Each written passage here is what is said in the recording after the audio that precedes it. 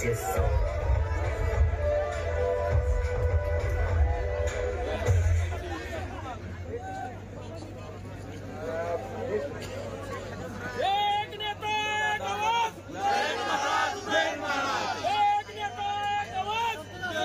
सर्वप्रथम मी महाराष्ट्राला विनंती करतो की त्यांनी फोटोला आणि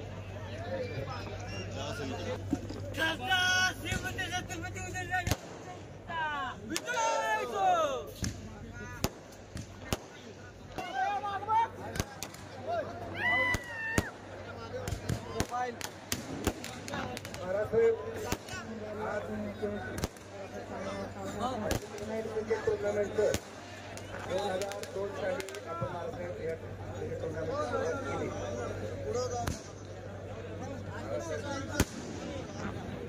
यावर्षी 22वा वर्ष आहे आणि दरवर्षी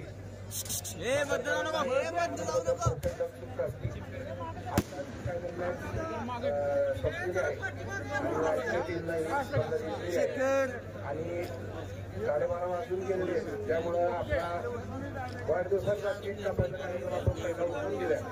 त्यानंतर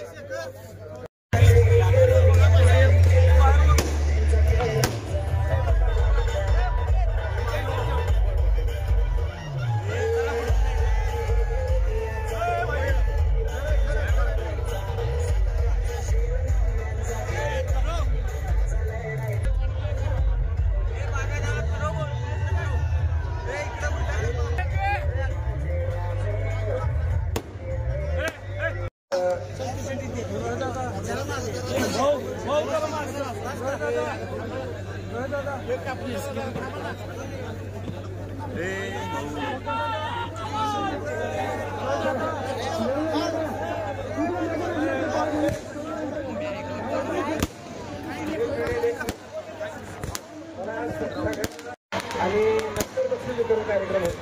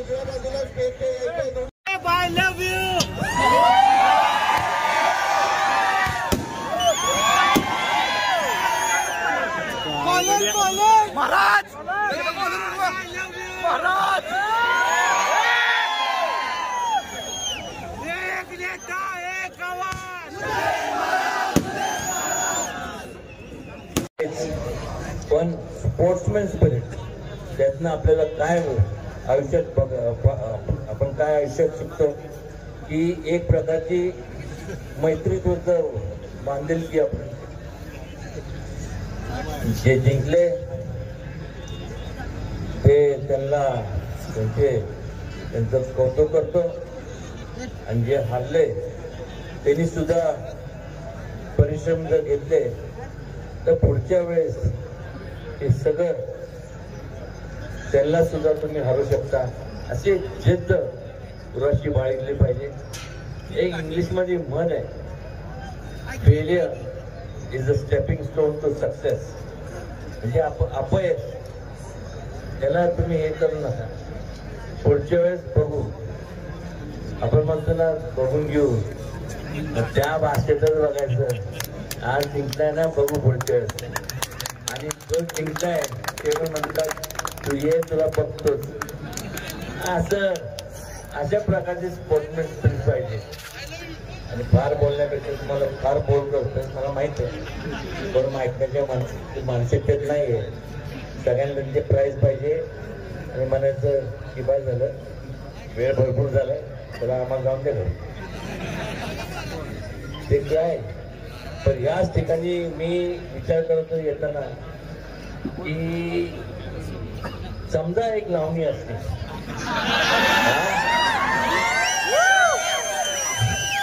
म्हणजे मॅचेस नंतर, मॅचेसच्या वेळेस नाही, त्याचं मॅच ग्राउंड वरती कोण बोंबल्याला गेलं नसतं. तू काय काय म्हणतात, वाजले की 12, जाऊनले की घरा. आता 1 वाजलंय, त्यामुळं आपण आपलं बक्षीस समारंभ पार पाडू. आपण सुद्धा घरी जाऊन झोपा.